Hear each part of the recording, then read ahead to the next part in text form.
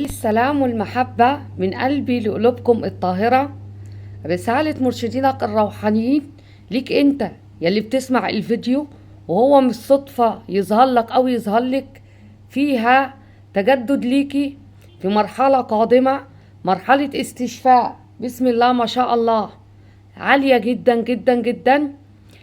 الناس اللي هنا وده فيديو خاص وحالات خاصة بس مش قليلة، يعني الفيديو ده رايح لناس عدد كبير جدا جدا جدا من الروحانيين الربانيين. تعلم أو لا تعلم إنك روحاني رباني حقيقي. قناة صابرين والطاقات الإيجابية قائمة على جمع أكبر عدد من العائلة الروحانية من الروحانيين. ولما اتكلم عن الروحاني الرباني الحقيقي في قناة صابرين والطاقات الإيجابية، الناس دي خاصة بالزوهري عامل النور بزور النجوم، يعني روحاني رباني حقيقي، يعني الروحانيات بتاعتهم قائمة. يعني الناس دي بالذات الرسالة دي خاصة، إن روحانياتك عمرها ما تتسرق. تحس بكسل، تحس بخمول، تحس ان انت مش قادر على مهامك المعتادة ونشاطك القوي، انما كسرقة روحانيات استحالة. ليه؟ لان الناس دي روحانياتها من عند الله. لما تشعر بهؤلاء الصفات اللي ذكرتها من كسل، عدم اكتمال المهام الخاصة بيها بنشاطها والحيوية اللي هي قائمة عليها، بتبقى ليها أسباب. السبب الأول أنت مكتشف أولا لمن حولك، ثانيا أنت مرشد لمن حولك، ثالثا أنت روحاني رباني حقيقي. تعلم أو لا تعلم، يعني تعطي الناس طاقات إيجابية قوية جدا جدا جدا، وسهل جدا تسحب من كل اللي حواليك الطاقات السلبية. وده بتشعر بيه بعلامات بسيطة جدا جدا جدا، أنا هسهلها عليك عشان ما اخدش من وقتك كتير وتطلع بأكبر عدد في الفيديو ده من الاستفادة، لأن الفيديو ده قوي جدا، وهو أصلا معمول لاسترداد طاقة المال للروحانيين وغير الروحانيين. لأن الفيديو ده فيه أدعية وتوكيدات وامتنان لله عالي جدا جدا، قادرة على استرداد التعطيلات الخاصة بالمال. والفيديو لما بعمله بيبقى مجرد ما أفتح الفيديو والكاميرا للتصوير بيروح معايا لجهة تانية خالص، وأكيد الرسالة دي راحة لأصحابها، و90% من الفيديو الرسالة دي خاصة بيه. فأنت استمع جيدا. قلنا من العلامات البسيطة جدا اللي هخليك تكتشفها إنك حد بيسحب طاقات من حولك في جلسة عائلية، أو ما بين أصدقاء، أو ما بين أحبة، أيا كان تواجدك مع أشخاص مختلفة تخصك من العائلة أو ملهاش صلة بالدم، بس مقربين ومحبين ليك أو بيحبوا التواجد بتاعك. بتلاحظ كتير جدا يلي بتسمع الفيديو إن بعد ما بتروح زيارة لحد تقعد في قعدة جالس في مجموعة، بتطلع من الوقت اللي انت قاعد فيه، او الجلسة اللي انت قاعد فيها، او المناقشة اللي انت قاعد فيها، لا اما عندك شحن طاقي رهيب جدا، حاسس بطاقة متجددة من جواك ومن روحك قبل جسدك، وحاسس روحك فرحانة. وطبعا العكس والعياذ بالله، يعني بتحس ان انت بعد ما بتروح المشوار ده جاي حاسس بضيق، بثقل، حاسس ان انت كنت احسن مما رحت. كنت حاسس ان انت متضايق، عايز تقعد مع ناس، مع اشخاص، حاسس ان انت عايز تفرج من الطاقة بتاعتك، تجددها مع ناس، حابب تقعد مع اشخاص تتكلم، محبين ليك، مقربين ليك، ناس من سنك، ناس في اختلاف في العمر مش كبير، متربيين سوا، ايا كان. بتيجي من الجلسة دي لو معاك اولاد يقولوا لك رجلنا وجعانة، الاولاد فيهم عفرطة، مش مركزين، كسلانين على المهام بتاعتهم، لو كان دراسة مش قادرين يروحوا، لو كان عبادة حاسس انك مش قادر، جاي حاسس تقول ياه ما بينك وما بين نفسك ده انا كنت افضل مما رحت المشوار ده. بيبقى المكان اللي انت فيه محاط بطاقات سلبية قوية جدا جدا جدا، وكل اللي قاعد متوتر، وناس ضعفاء الشخصية وغير قادرين على اتخاذ القرار، فبيفضلوا سلبيين دائما. فانت لما بتقعد مع الطاقة دي بتيجي اولا سحب طاقة، ولما اقول طاقة سلبية وبالشكل ده بالذات ما بين مكان لمكان، بيبقى المكان ده فيه ناس اما مدعيين انهم معالجون او معالجين، وبيبقوا داخلين البيت ده كتير بنية ان هم يكشفوا عن اسحار، يعني دخلوا ما يسموا الشيوخ وهكذا، ومن يدعون انهم معالجين روحانيين. والشق التاني بيبقى زي ما وصفت لك شخصية هؤلاء ومليانين طاقات سلبية، وانت كروحاني رباني حقيقي الطريق ده مش حلو ليك، بس انت بتبقى رايح لهدف. خلي بالك، بتبقى الوقت ده انت في مرحلة عالية جدا من الاستشفاء الخاص بيك، ملائكة النورانية اللي حواليك بتدعمك بقوة، وبتبقى في الوقت ده انت مزدهر ومعطي للخير، وعندك انشراح كبير جدا وسعة صدر للعبادة والتقرب لله. فالوقت ده بيوازي الوقت ده، خلي بالك من النقط دي لان هي مهمة ليك جدا جدا. وانا عارفة متابعين صابرين والطاقات الايجابية من جميع انحاء العالم وشتى انحاء العالم بجميع الثقافات، الحمد لله وهذا من فضل ربي، فهمني كويس جدا جدا جدا. ودي تحياتي ليكم من قلبي لقلوبكم الطاهرة وارواحكم الشفافة الجميلة، وتحياتي لكل اللي بيدعي الابي، دي سبحة ابي، والكل الغالي فقد. الدعوة المتوفي بتاخد لحظات انما بينتظرها من الاحبة. يا محبين اخلصوا لمن فقدتموهم، يا اوفياء اوفوا لمن خدتهم الحياة منكم.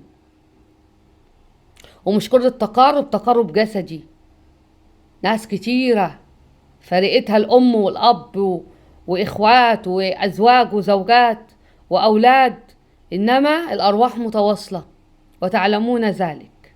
الله يعطيكم على قد الصبر جبر من الجبار وليس من مخلوق. الله يمدكم بالمدد والرزق والخير والبركة من حيث ما تحتسبوا ومن حيث ما لا تحتسبوا. الله يفيد عليكم وعلينا من فائض خيره، اللهم امين يا رب العالمين. وقل رب زدني علما، رب لا تزرني فردا وانت خير الوارثين. فيا حبايب قلبي هنا ابشروا ابشروا، وتحياتي لكل المنتسبين لقناه صابرين والطاقات الايجابيه، الناس الداعمه ماليا للقناه للاستمرار فيها والتواجد باستمرار، وشكرا للناس الداعمين لحمله اطعام الطعام، وشكرا لكل اللي بيدعي الابي، وشكرا لكل اللي عمال يرسل لي احنا قرأنا سورة ياسين لأبيكي لأبيكي. أحبكم في الله، ومن كل روحي وقلبي وحياتي ودنيتي بمدها ليكم بالحب والمحبة والامتنان والإخلاص والتقوى، لأن يعلم ربي إني بتقي الله جيدا، وأدعو الله دائما إن يصرف عنكم شر من يؤذيكم، وأن يمدكم بالمدد والرزق والخير والبركة من حيث ما تحتسبوا ومن حيث ما لا تحتسبوا، بقوة لا إله إلا الله وحده لا شريك له.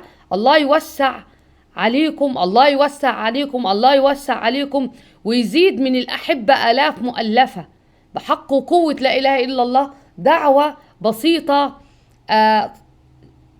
مش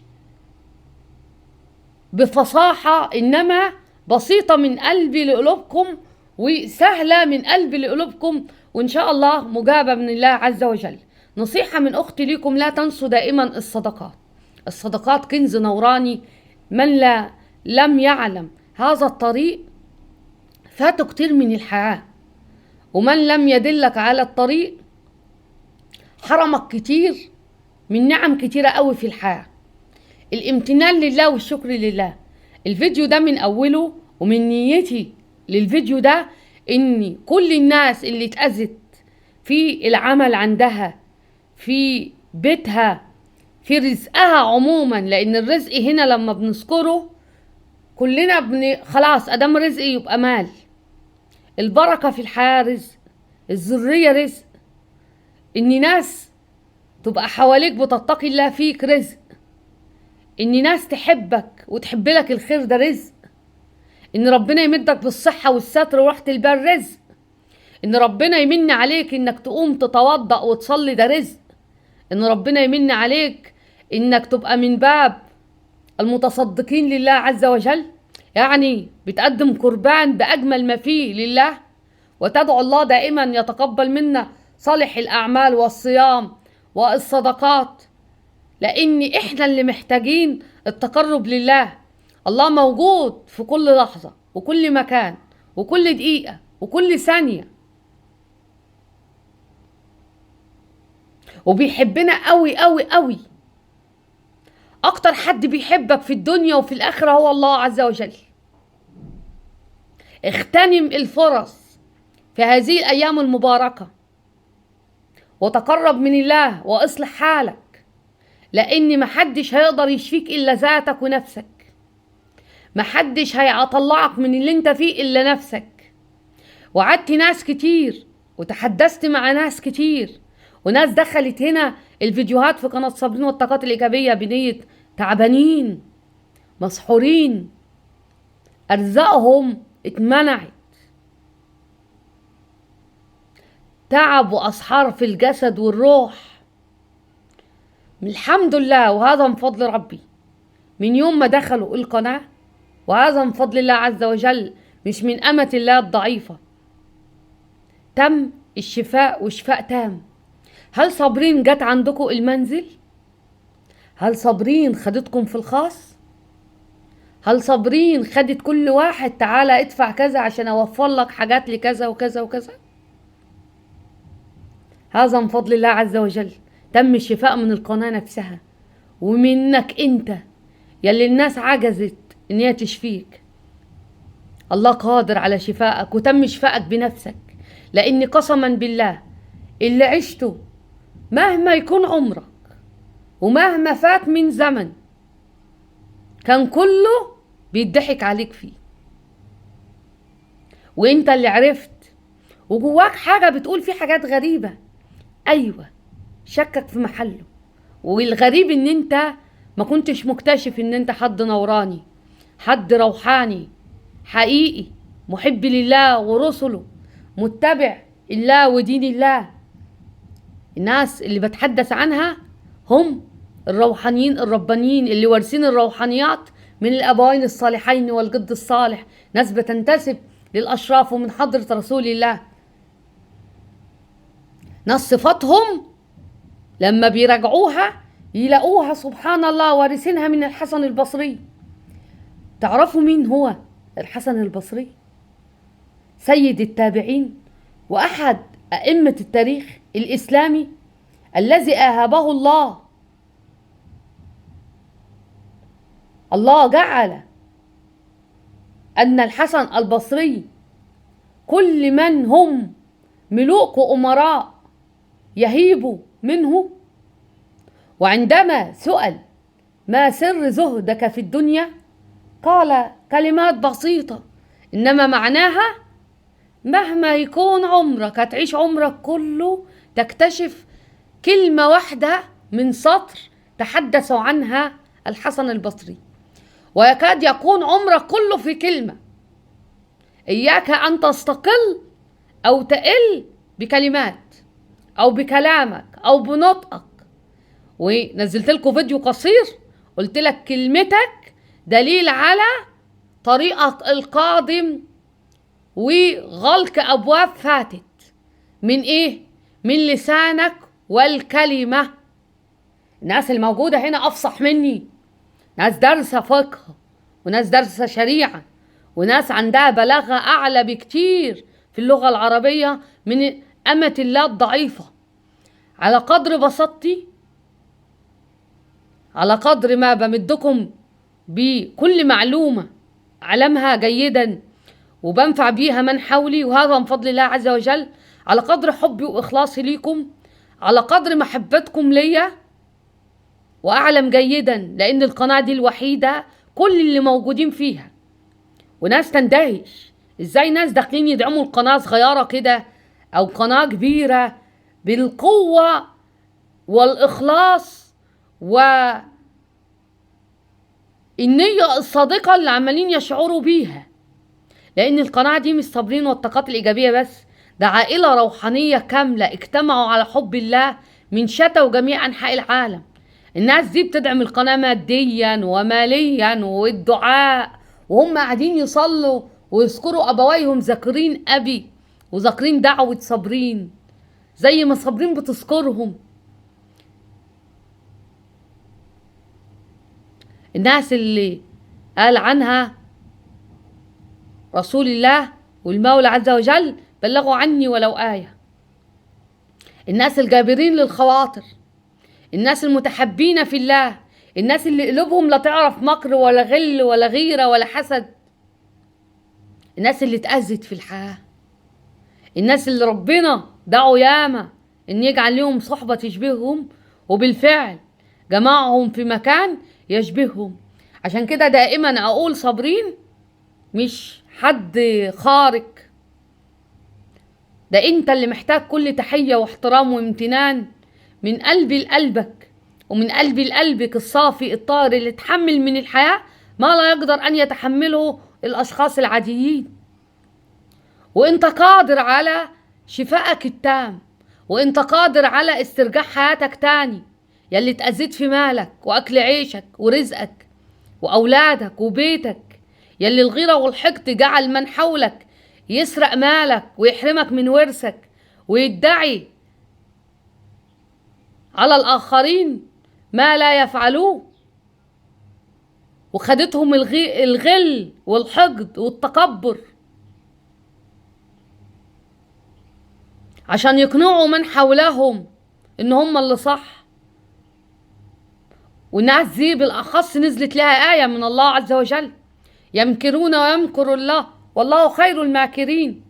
انتبه، انتبه يا اللي بتظلم، انتبه يا اللي بتحسد، انتبه يا اللي بتحقد، انتبه يا اللي بتحسد، انتبه يا اللي بتأذي، يا اللي بتبقى ناوي على الأذية، يا اللي بتبقى ناوي واخد العزم والنية والقوة انك تروح تسحر حد وتحرم حد من عمله ومن زوجته ومن زوجه ومن اولاده ومن صحته ومن عافيته، يا اللي عايش تفرق من حولك، يا اللي عايش كل حياتك جواه غل وحقد وحسد عمال تطلعه في خلق الله بدون ذنب.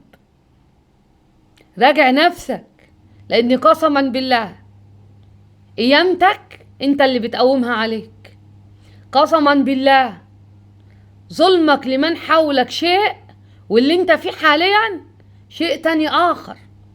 من لم يرى معجزات الله يراجع نفسه، يراجع نفسه.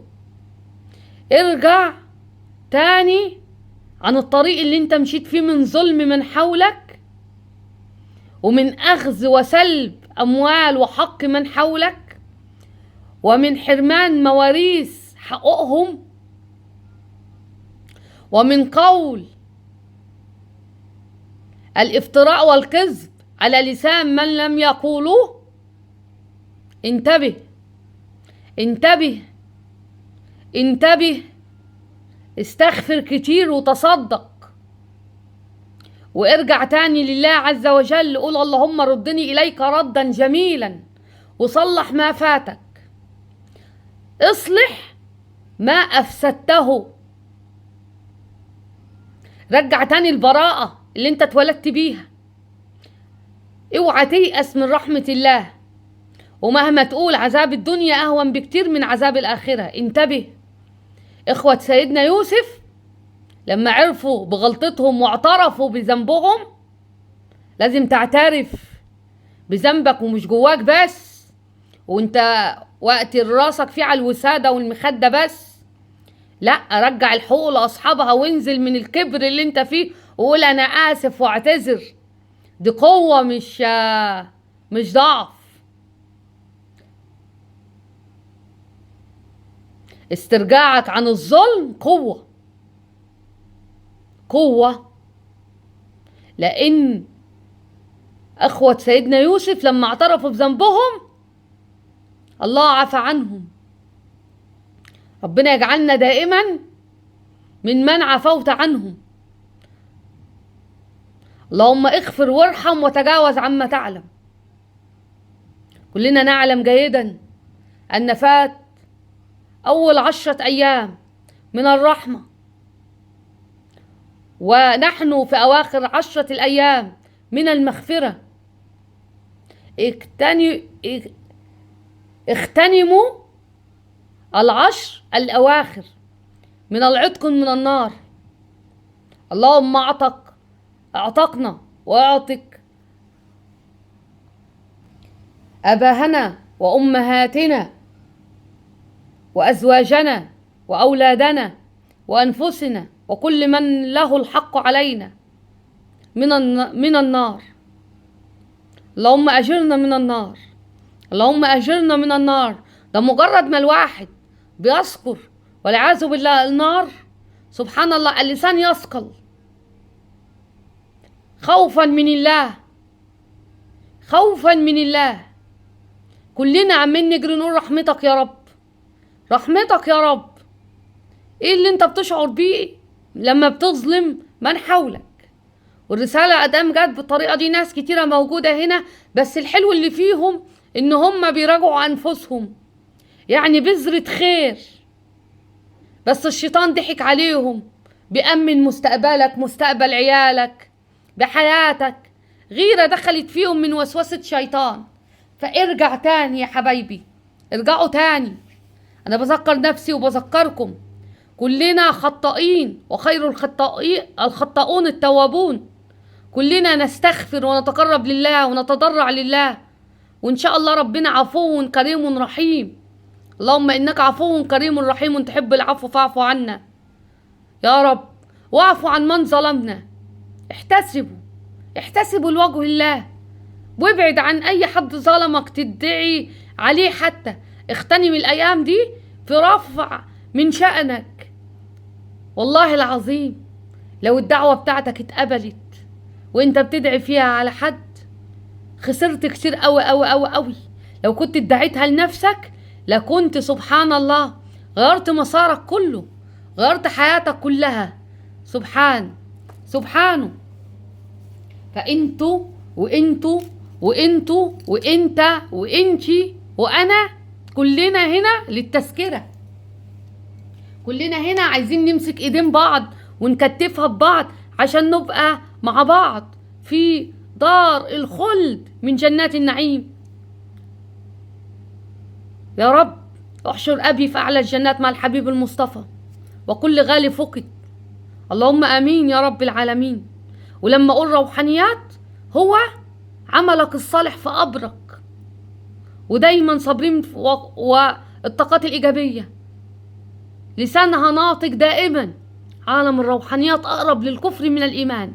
من لم يعلم هذا الطريق وكل معرفته عن الروحانيات فتح عين 5 وإذن وشيخ لازم يعطيك الإذن، وكل هؤلاء الذين يندرجون تحت مسمى الكفر والإلحاد والعبودية للشيطان والعياذ بالله، يراجع نفسه وخليه طيب وما يدخلش في المجال ده نهائي.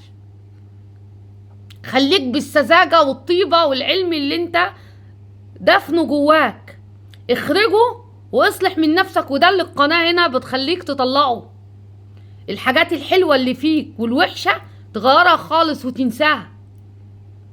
وقلنا اي طريق فيه استشفاء او استرداد مال او استعاد للصحة 90% منهم وارشادي ليكم، اقف يا رب ركعتين في جوف الليل، انا واقفة على بابك افتحولي بنية الصدقات. بصلي ركعتين بالنية دي. ديننا دين نوايا وخلق. وهتقول يا رب انا واقفة على بابك افتحولي، واطلع المبلغ اللي ناوي اطلعه، اصحى اخد اجمل المال اللي في ايدي، لاني هنزل اطلعه قربان ليتقبله الله. لمين؟ لعباد الله المحتاجين، الفقراء، المساكين، اللي شايفين في الحياة ما لم يقدر علينا رؤيته. الناس اللي مفيش 4 حيطان تسترهم، بس المولى عز وجل رحيم بيهم، وهو الساتر، هو الستار، هو الستير. اللهم افيض علينا وعليكم من فائض خيره. وعندما سئل الحسن البصري ما سر زهدك في الدنيا؟ علمت أن رزقي لم يأخذه غيري فاطمأن قلبي. وهنا رسالة اطمئنان ليك انت يلي في الفيديو، ان رزقك جاي. وهتقول ورايا الفيديو ده اقل حاجة 11 يوم تسمع من اول ما هذكر بفضل الله تعالى الدعاء والتوكيد. هتكرروا وتسمعوا، هتشعر يوميا يوم بعد يوم حياتك بتزدهر. اي نعم تم شفائك. الناس اللي روحها هنا طالبه قراءة سورة غافر وفصلت والزخرف والدخان والجاثية والشورى والأحقاف، هتقرأها لمدة 7 أيام وهتقول التوكيد ده بفضل الله تعالى. زي ما بنتشافى وزي ما وقت الشفاء بقول لك نظف طاقة منزلك من أي طاقة سلبية، من تجديد الحياة، من تجديد الروح. زي ما بقول لك اقف في مكان في السماء، في الهواء الطبيعي، استنشق نعم الله عز وجل والهواء، وقول سبح قدوس رب الملائكة والروح مدد بلا عدد يا حي يا قيوم. وتقول يا الله، يا شافي، يا معافي، يا غني، يا مغني، على حسب ما لسانك ناطق انطق. زي ما استرداد المال في حياتك محتاج كلمات وكلمات قوية، لازم انت تنطقها وتسمعها وتشعر بيها. والناس اللي هنا اول ما هتسمع الكلمات دي وانا بنطقها، وان شاء الله هقولها بعد الصلاة على حضرة رسول الله على طول، فحضر نفسك. هتلاقي جسمك او انت في الحالة دي بقالك يومين عندك زي برودة داخلية، الجو حر بتاع، بس بتجيلك حاجة اسمها اشعرينة كده، تحس ان انت فجأة بردان، اشعرينة داخلة فيك كده. انت في مرحلة تشافي عالية جدا، والفيديوهات دي ليك. ناس هنا هتشعر بنفس الاشعرينة دي في نفس اللحظة، ناس بتشعر ودي طاقة اعلى من اللي ذكرتها. اني في يقولك انا بيجيلي تنميل في صوابعي او في رجلي، هقولك تنميل وهقولك حاجة تاني، بتجيلك زي كهرباء زيادة، يعني ممكن تلمس حاجة تحس ان انت بتتكهرب. انت في طاقة روحانيات عالية جدا وتواصل عالي جدا. ونزلت هنا وتذكرت حاليا، لان صعب مش اي حاجة بتذكرها في اثناء التصوير، سبحان الله، حتى لو حد موصيني بحاجة، هذا من فضل الله عز وجل. ان المنتدى حد قال ده انا من كتر الروحانيات، وانا حد روحاني، وبيحاولوا يصلحوا بيني وبين اشخاص، كل اللي بيحاول يتدخل يعطل الهاتف بتاعه، لدرجة قالوا ده عندها سحر قوي جدا، سحر اسود، وبتضحك. وانا ضحكت ونزلت على المنتدى. وهنا التفاعل النوراني للناس النورانيين، الروحاني الرباني الحقيقي، لان كل كلمة بقولها وبذكرها في قناة صابرين هي مثابة عمر انتوا عشتوه، ايام وذكريات. يعني كطبيعة صابرين لما تيجي تكلمني في حاجة اقول لك انا النسيان عندي قوي جدا، بنسى ذاكرة سمك، انما في حاجات ما اقدرش انساها وبتجيلي كده في وقتها. يعني في حاجات عمر من ايام ابي تجيلي زي صورة كده، يقولك الموبايل انت محتفظ بصور، لا ده سبحان الله، ده في حاجات بتجيلي صور وسبوت على المشهد، هذا من فضل الله عز وجل. فهنا بقى كله ضحك وقال ايوه الاجهزه بتعطل وحاجات تتحرق واحنا عارفين ايه ومش قادرين نفتح بقنا. الحياه مولعه والحياه بقت غاليه، اقول ايه، لو خلاط في البيت عطل بتحصل كوارث، وهنجيبه تاني منين يعني؟ تقعد بقى تشتغل بايديها يعني بصوا، بس ما بتقفش، وهذا من فضل الله عز وجل. فانت فيك الطاقات دي اللي ما بتتحرق، تغيير باستمرار، هو تغيير، هي حركة تغييرات كاملة وتجدد في حياتك. وعلمت أن عملي لم يقوم به غيري فاشتغلت به. فأنت يلي عليك أي حاجة متأخرة، لا هتجيلك قوة زيادة، وهتشعر بفضل الله تعالى إنك قوتك زايدة، وأعمالك اللي عليك لا هتقوم وتعملها، وهتبقى الدنيا معاك زي الفل. يعني استرداد طاقة جديدة، وطاقة استشفاء وتقدم. يعني انت في مرحلة حاليا استشفاء عالي، تقدم، بتعرف نفسك جيدا وايه رغباتها وبتحققها. يعني ناس كتيرة هنا حلمت بحاجات، الحمد لله وهذا من فضل الله عز وجل. الحاجات اللي حلمت بيها بيتم ان هي بتتحقق، وناس ايه هي احلام الداخلية قاعدة بورقة وقلم وتكتبها.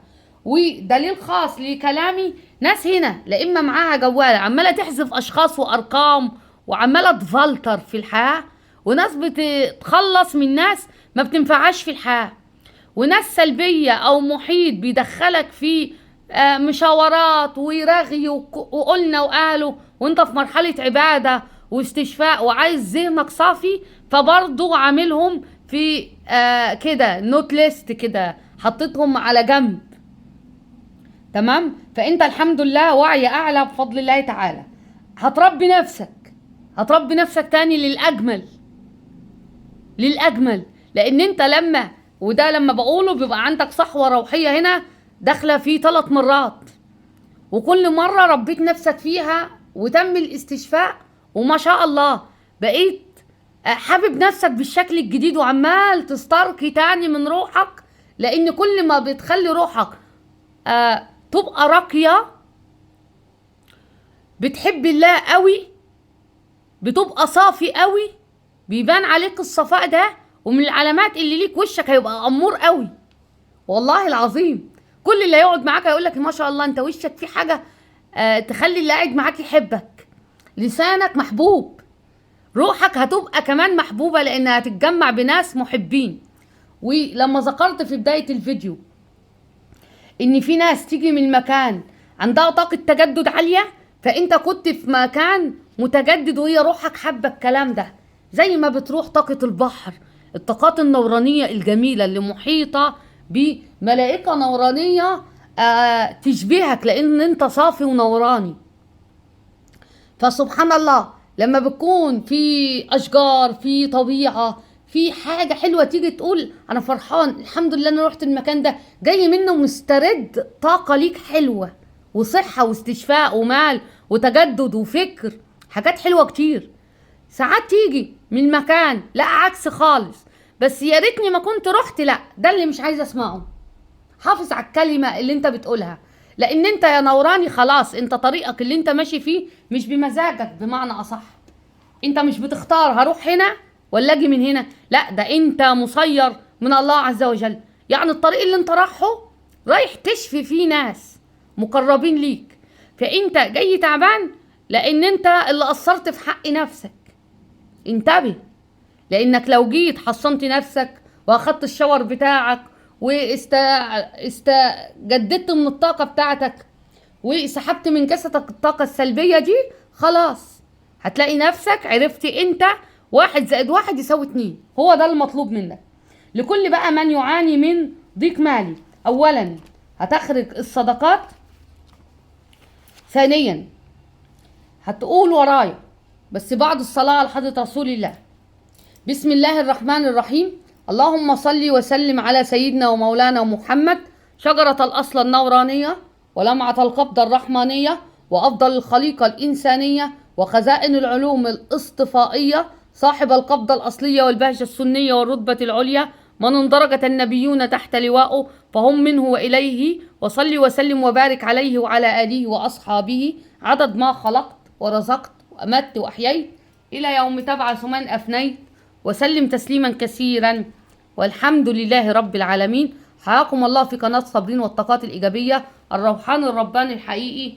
ونستكمل بفضل الله تعالى لكل من عانى من ضيق مالي استرداد المال والوفرة في حياتك.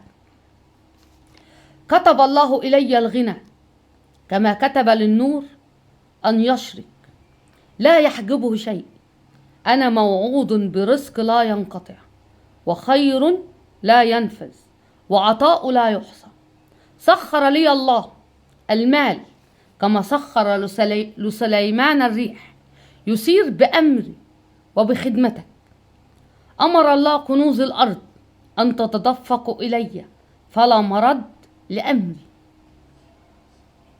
رزقي من حيث لا أعلم، وغناية من حيث لا أحتسب، وعطايا ربي بلا حدود. السماء تجود على الأرض تثمر لي، والكون كله خادم لرزقي. أمرت أن أكون من المنفقين، فكان المال لي غدقا بلا حدود ولا انقطاع بلا حساب.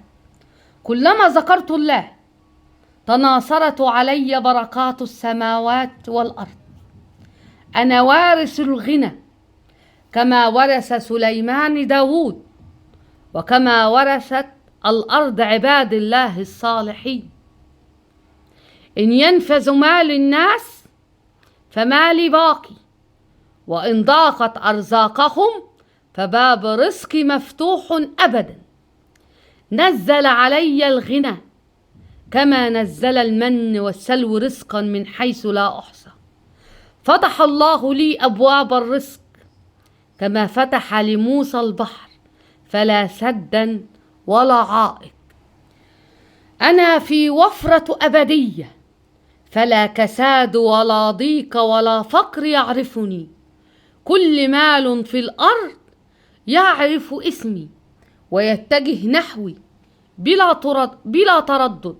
أنا الغني بعطاء الله، أنفق كما أنفق، كما أنفق ذو القرنين، أعطي كما أعطى سليمان، فلا حد لغناه.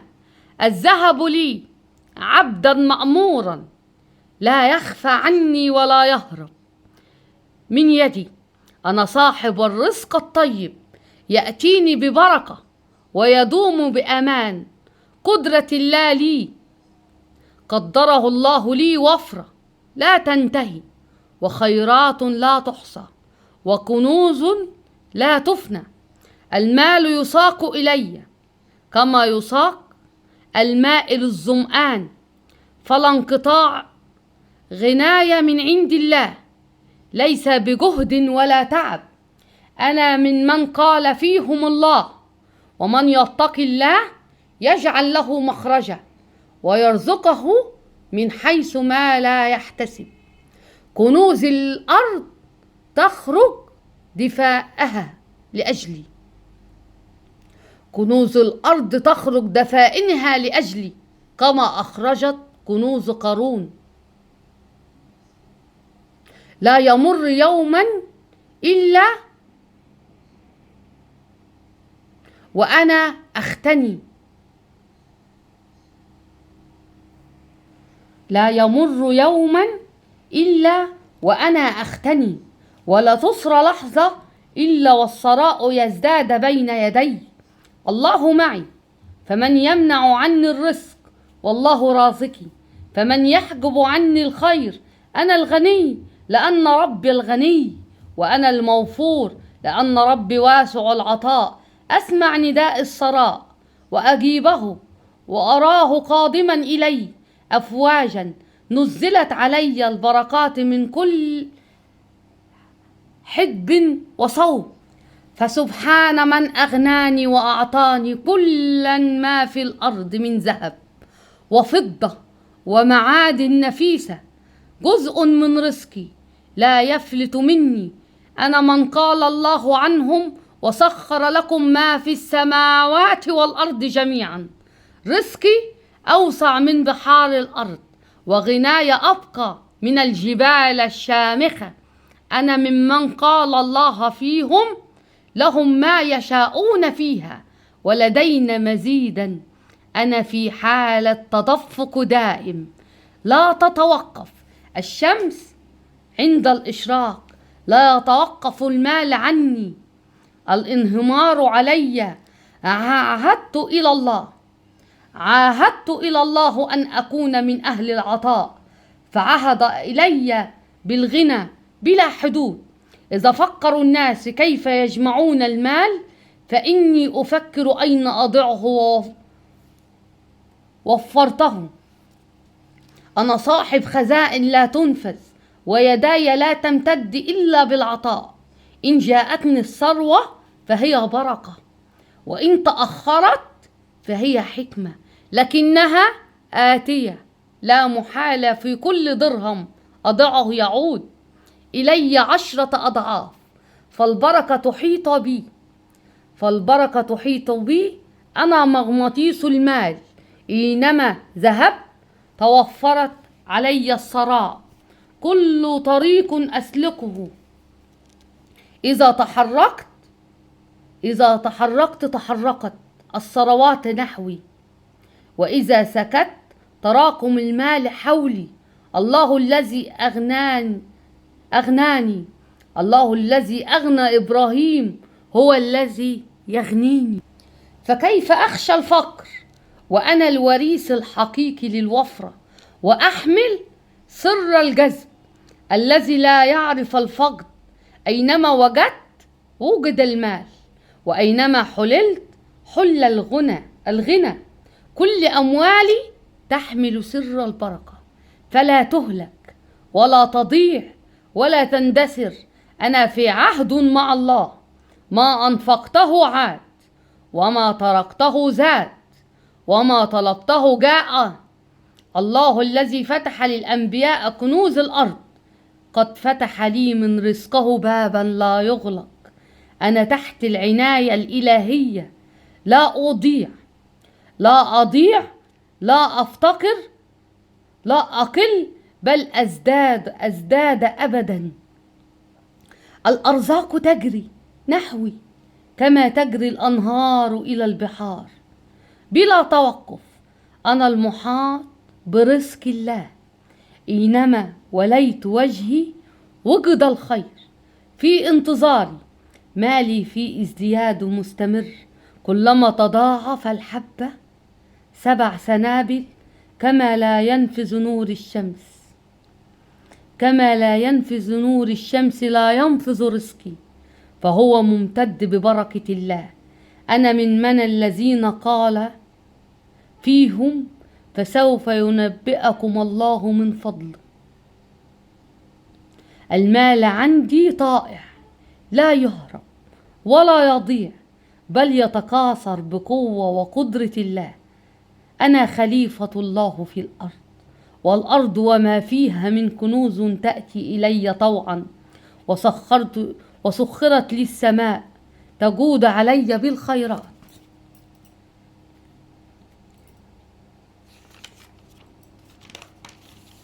والأرض وما فيها من كنوز سخرت لي، والسماء تجود علي بالخيرات، كما جادت على مريم بالرزق بلا حساب.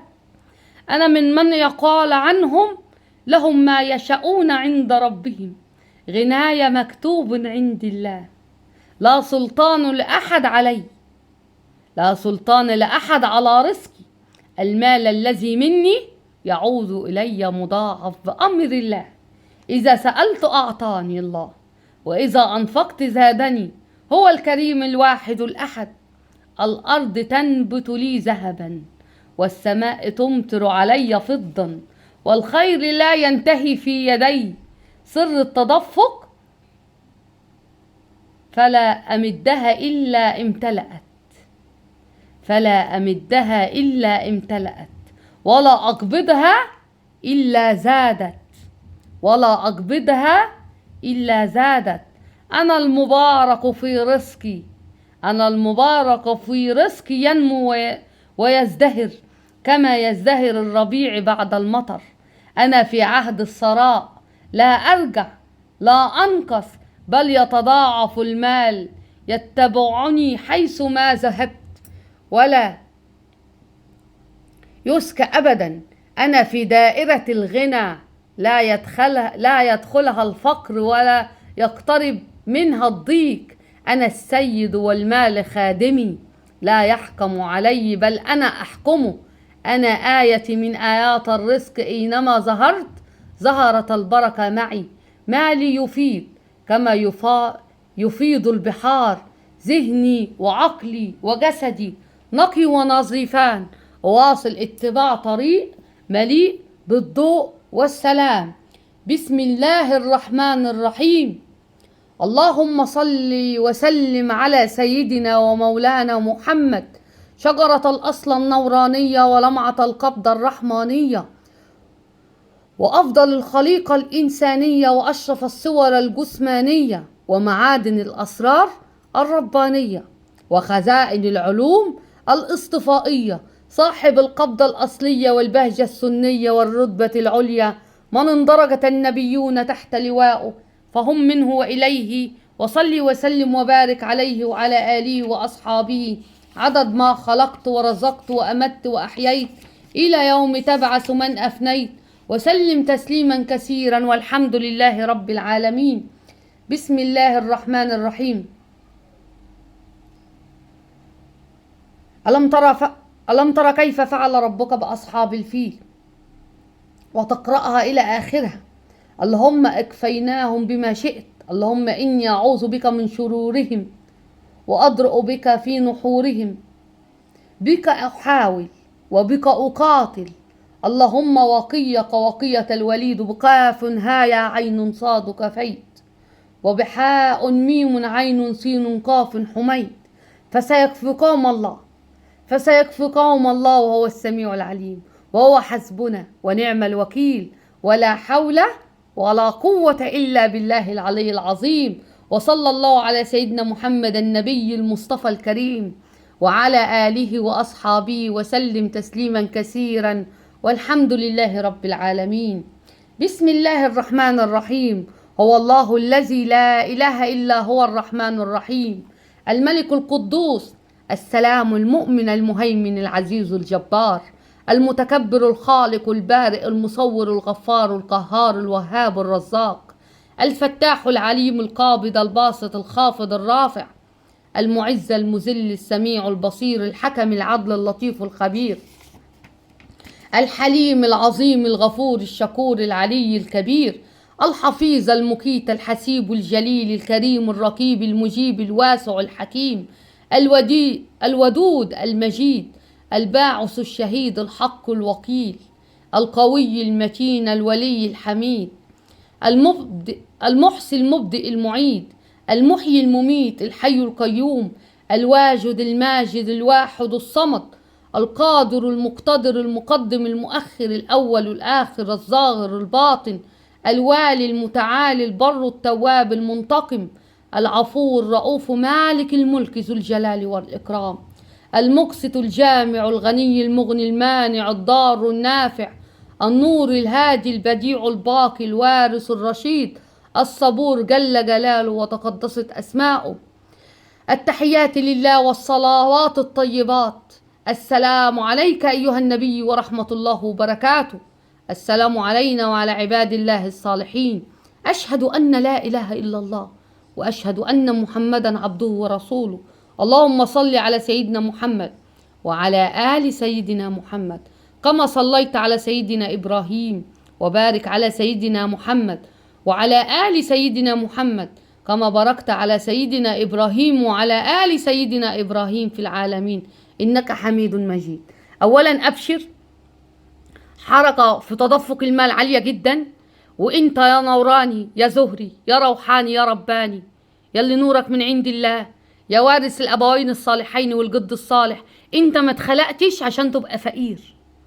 وبرددها في كل فيديو، ولما لساني ينطق شيء بيبقى على الحق، وهذا من فضل الله عز وجل. الفيديو ده كنز لكل النورانيين، شيره على قد ما تقدر. جعلك الله سبب لهؤلاء وليك الأجر والثواب، لأن كل الناس اللي موجودة هنا ومن علاماتها إن هو روحاني رباني حقيقي، الناس دي حصل عندها ضيقة مالية، وفي ناس 19 سنة 19 سنة كل حياتها من المال والتجارة والرزق والشغل اتغيرت واختلفت نهائي. أبشر لأنك في استرداد لكل هذا، بس لما ربنا يسترد ليك حياتك وانت بتسعى، لازم السعي وانت بتسعى بيذهلك الخالق بعطائه، لأن الجبار على كل من اتظلم بينسيك أوجاع كتيرة جدا جدا، لدرجة قسما بالله سنة قادمة هترد ليك الفيديو ده مش هتفتكر الأشخاص اللي ظلمتك، هتقعد كده حاطط ايدك على جبهتك وتقول يعني اسمهم ايه، فلان ده اسمه ايه، اسمها ايه، ايوه انا اعرف دي كان اسمها ايه. تخيل كمل لانك في الطريق الصح. ومن العلامات اللي ليك الناس اللي هنا اسمها كامل هيبقى اسمك فيه اسم عبد المغني، عبد الله، عبد الرحيم، عبد الرحمن، الحسيب، حسبه، الجليل. ليك اسماء موجودة من اسماء الله الحسنى، لان الناس اللي هنا اصلا اسم محمد، اسم ابراهيم، اسم ياسين، اسم حميد، اسم حميدة، اسم بركة، اسم نورة، اسم نور، اسم سميرة، اسم فاطمة الزهراء. اسامي كتيرة وهتلاقيها اذا كان اسمك انت او اسم من حولك، يعني اسمك العائلي الثلاثي الرباعي الخماسي، اسمك كله ينتسب لهؤلاء. انت مش اتخلقت للفقر، الفقر اللي اتحطيت فيه كان فاعل من اشخاص، حسبنا الله ونعم الوكيل، بس احتسب لان هو كان نتيجة اسحار وغيرة وحقد، واكيد انت عرفت ليه يحقدوا عليك يا حبيب والديك. طولت معاك الفيديو وشكرا على الدعوات الجميلة. في شيرة هنا حاجة ثمينة جايالكم، وفي زيارة لبيت الله، وهتبقى صحبة يعني عائلة كاملة مع بعضها. منين؟ من عند الله. ولما تطلب من المولى عز وجل اطلب اللي محدش يقدر عليه، لان الله رب المستحيل قادر على جعل المستحيل في ايدك انت وبين ايديك. يعني الناس اللي هنا يأست ان مفيش ذرية، اطلبها من الله عز وجل وابشر. كل اللي داخل هنا لأي حاجة جواه انت هتتراضى، انت ربنا هيجبر بخاطرك. الناس اللي جبرت بخاطري هنا وبتدعمني في ميزة السوبر شات وتشكرات، والناس اللي عمالة تبعت هدايا وتقول لي دي البشرة الحلوة اللي بشرتيني اني اروح لبيت الله، ولما جيت مش عارفة ابعت لك هديتك، ودي حاجة بسيطة تشتري بيها حاجة تخصك. روح يا شيخة وروح يا شيخ وروحوا جميعكم، إلهي ربنا يعطيكم الخير من أوسع أبوابه. الله يعطيكم الخير ومعاه البركة ومعاه الستر ومعاه راحة البال ومعاه الصحبة الجميلة، ويفيض عليكم من فائض خيره. الله يحن عليكم ويجعل رزقكم قبل خطويكم. الله يجبر بخاطركم زي ما جابرين بخاطر صابرين، ودعوات الجميلة لأبي رحمه الله. وناس هنا جاي لها عادية حلوة قوي، يعني ناس هتجيلها مبالغ وهيتقال لها دي عادية. فانت ابشر والله العظيم، امور المال هيتيسر عندك. اجتهد واسعى، واللي فات من حياتك شيء واللي جاي شيء تاني اخر. حافظ على اغتنام الفرص في الايام المباركة. انت جاذب للمال. التوكيد واللي قلته لك هنا هو مش بس توكيد، طاقات استشفاء عالية جدا جدا جدا لاسترجاع مالك. وانت والله ربنا بيحبك، وملائكة الحارسة وملكك الحارس والملائكة النورانية حواليك بتحبك. ودايما قول الله نور السماوات والأرض، والسلام عليكم ورحمة الله تعالى وبركاته. استودعكم بالله الذي لا يضيع عنده الودائع. بحبكم من قلب قلوبكم الصافي الطاهر الجميل. صابرين والطاقات الإيجابية. حياكم الله جميعا.